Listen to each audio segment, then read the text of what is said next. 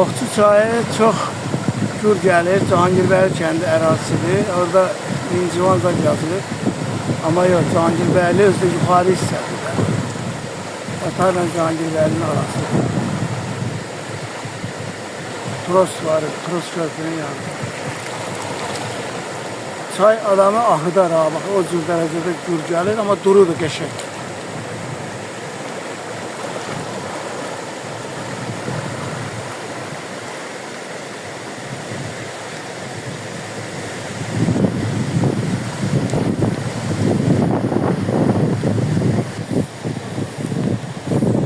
Böyle yaşıllıktır. Buralardan bir gün qabaq sel keçibdi. Yer şey demiyorlar ki əməlli başlı sudur.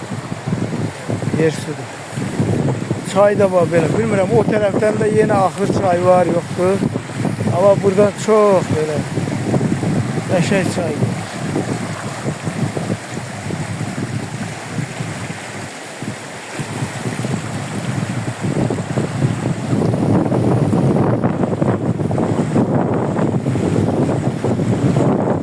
Güzel.